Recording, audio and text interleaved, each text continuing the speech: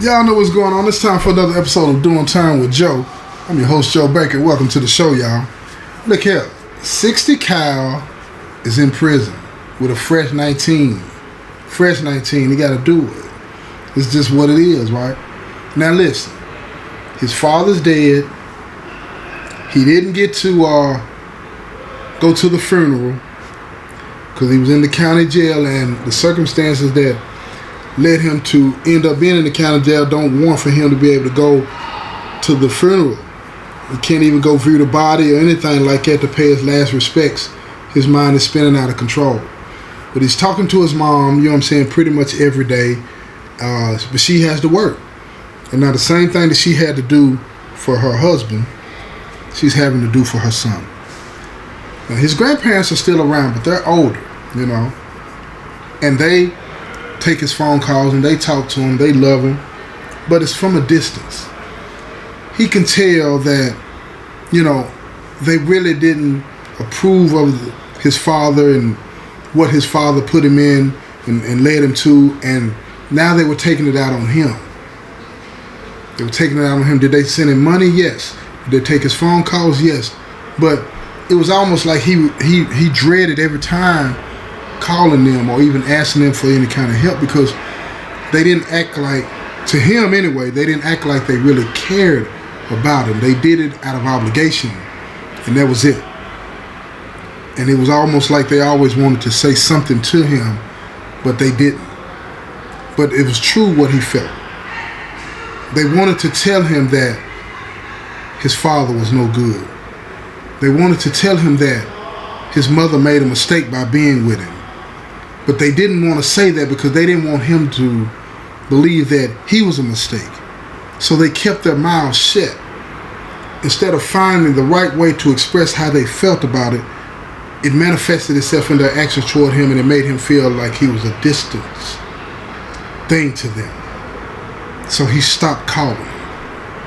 He stopped calling. And over time, you know, he became more ingrained in this prison lifestyle to the point to where, you know, he called his mom once or twice a week. He was making money on the inside. He was becoming 60 Cal. He was doing all the things that would make him a menace, would get him a reputation. Fights that happened, he would really go hard and put in work. He had gang members approaching him trying to get him to become a part of the gang, but he didn't want to be a part of the gang. He wanted to be all on his own. He wanted to punish himself.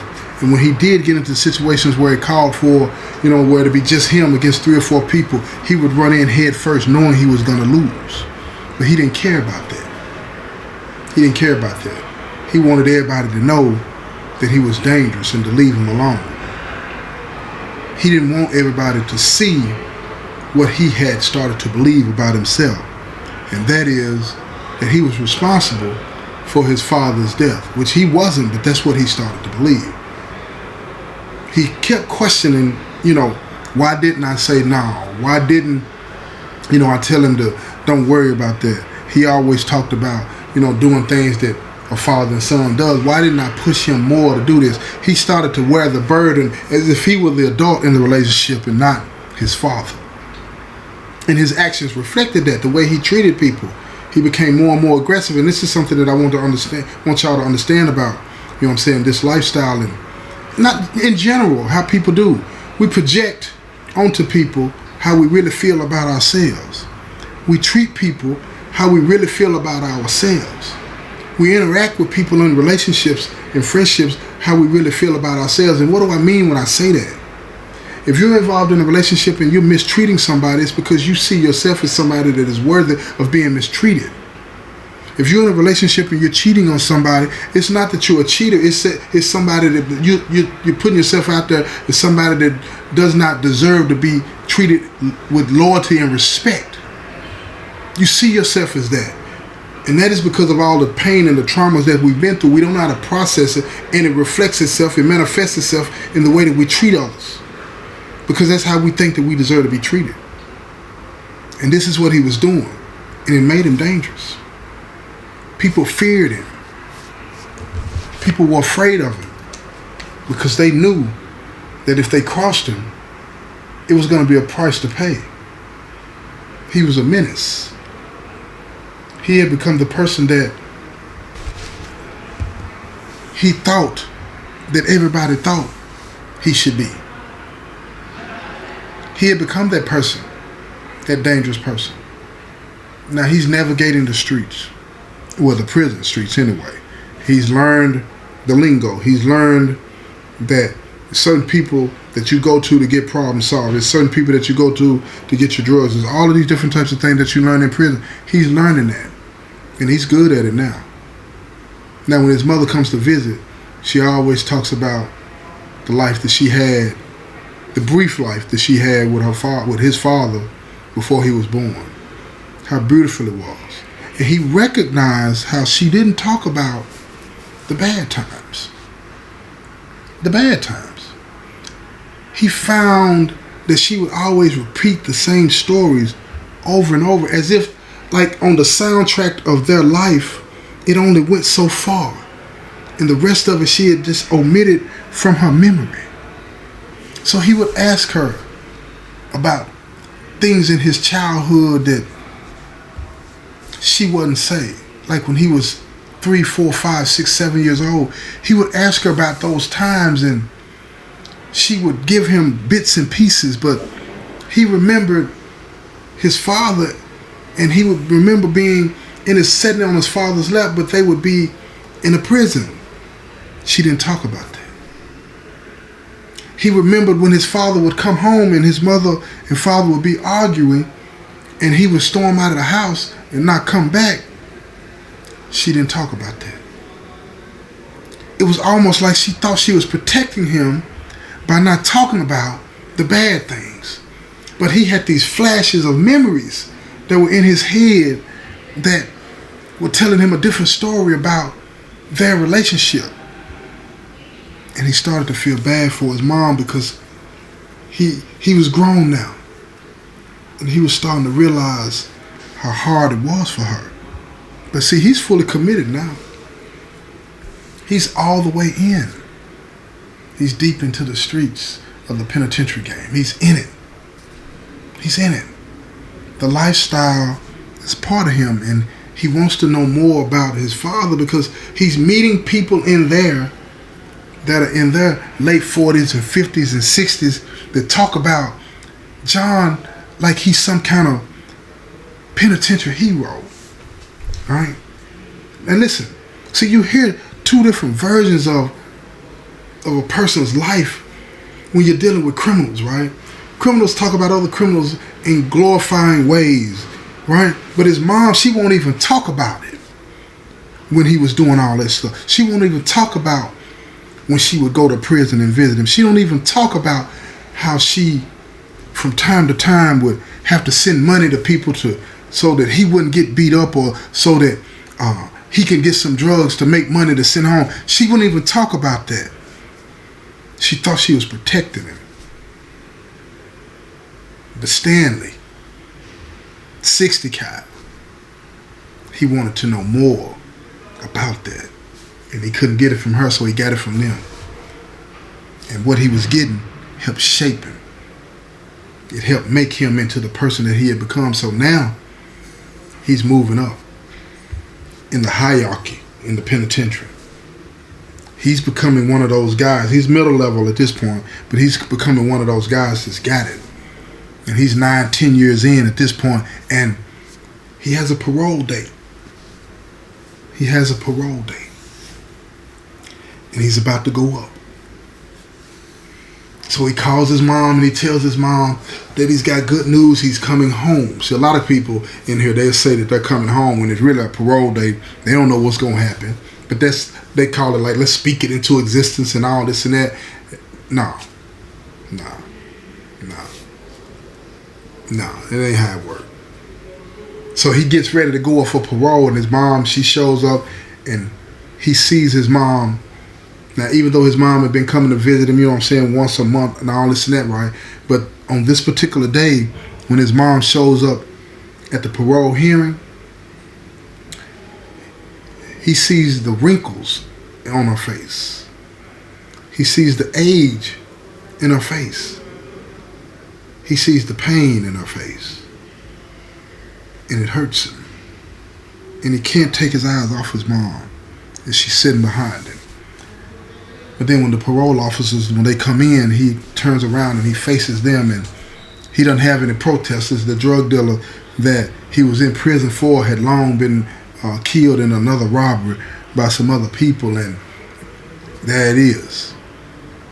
So he's sitting there at the table and he's talking to the parole officers, and they're asking him, what has he done while he's been in prison that would warrant them granting him his freedom and all of these different types of things. And he does the same thing that most people in prison do. He starts to lay out all of the different certificates from the classes that he's participated in and the things that he's done, right? And they pull out another file and they say, well, let's go over a few things here, right? And it's a file that talks about all of the pending investigation that he's been under and all the times that he's been in and out of the hold for different things, fighting and possession of drugs and different things like that. And they're asking for an explanation as they go down the list. And he's got an explanation for every single one of those incidents. And it's always about him not taking responsibility. Somebody else did this to him. Somebody else put him in this position where he had to do this and had to do that, right? And as he's telling this story, his mom is sitting behind him and she's listening, and she puts her head down and she said he sounds just like his father. It's what she said to herself. He sounds just like his father. Never taking responsibility for anything that he's done. And she raises her head and she looks at the parole board members and she sees that they are thinking the same thing. And before she knew it, one of the parole officers says, son, when are you going to take responsibility for you and what you do and how you act and how you behave? And Stanley looked at him. He said, what do you mean? He said, every question that we've asked you, you've told us it's somebody else's fault. But you haven't said anything about you taking responsibility and accountability for anything that you've done. Not even the robbery. You said it was your daddy's fault. You said your daddy's idea. But what role did you play in it? He said, did you decide did you decide on your own that you wanted to go with your father, or did your father make you go? And he looked at the parole officer and he said, he didn't make me go. I wanted to be with my daddy. He said, but then if that's the case, that's on you. He said, but that was my daddy. How could I tell him no? The parole officer looked him in his eyes and he said, by saying no. He said, I didn't tell you that it would be easy. So he goes down the list. He said, tell me about these drugs you got caught with. Did somebody plant them in your cell? He's like, no, sir. I was using them to try to get money. He said, so how is this somebody else's fault that you got caught? And he told him, because at this point he's angry and he's upset. And he says, somebody told on me. He says, so you're more worried about somebody telling on you versus you having the drugs in prison. He says, so that makes it somebody else's fault. Stanley looks at him and he tells him, yeah. He said, son, this is what we're going to do for you. He said, because I see you're not a bad child. You're not, because you're still a child. You got to keep in mind, he's in his late 20s at this point. Late 20s, y'all. But he's still thinking like that 18-year-old that went into prison. See, that's what another thing that happens to people when you go to prison. The age that you go into prison, it's almost like your learning, your brain stops right there. Unless you do something to keep pushing it and keep learning, to keep absorbing things. Most people's brains stop right there. Their ability to comprehend and understand stops right there. And that's what it appeared that Stanley was experiencing. He couldn't, he wouldn't, he didn't want to own it. He didn't want to own it. And the parole officer was trying to make him own it. Make him see. But he couldn't see. But it was another parole officer on the board, and she told him, she looked at him, she said, look, this is what we're going to do. We're going to mandate this class for you. And he put you in this therapeutic community. And you're going to go. And when you complete this class, we'll see you again and consider releasing you. But you got to complete that class successfully. You have to participate in that class. Now, Stanley had heard about the class, and this class is a minimum of 18 months long. And what happens in this class is this. If you get in trouble, you get set back. Right? It's not a definite completion date. It's based on you completing the programs at your pace and your understanding. Right? So it's not like a graduation date. It's 12, 18 months from now. You just go through the motions. No. You have to really get into it. And if you get in trouble, they just push your day back. So they put him in the class and they transfer him to another prison. Right? Now let me back up. At the conclusion of the parole hearing, he stands up and he hugs his mom, and he sees her, you know, she's got a tear coming down her face and all this, and he touches her face. And when he touched his mom's face, it made him think back to when he was a child, and he used to rub his mom's face because she's so beautiful. And it would make her so happy. And when he had his hand on her face, she put her hand up on his hand, and the tears rolling down her face, and she said, "Son, you have to get it together. One day I'm not going to be here." And he said, "Mom, you're going to always be here. Everything going to be all right. I'm going to be okay." She said, "No. Life happens. Life happens, son. You got to get yourself together." He didn't really fully understand what she was saying at that time. He didn't get it. He didn't grasp the fullness of what she was saying. So he went back into the prison and she left. And as she was leaving, she was talking to the parole board members. And one of the parole board members, another female on the board, she was talking to his mom, and she could see that she had been through it. She could see that she had been through it. Now, don't forget, this parole board member knew her whole history. She knew that she had lost her husband in a robbery. She knew that her son was just 18 years old when he got sent into prison. She knew that her life was hard, and she told her, she said, "Look, we're going to do everything we can to help him, but he's got to want it. He's got to want it." And she told the parole board member something that she'd never told her son. Well, she didn't at that point. She told the parole board member that he's going to have to get it together because I'm not going to be here much longer. And the lady on the parole board looked at her and said, "What do you mean by that?" And she took her hand. She said, "What do you mean? Are you moving away?" And she was like, "No. I've been diagnosed with cancer.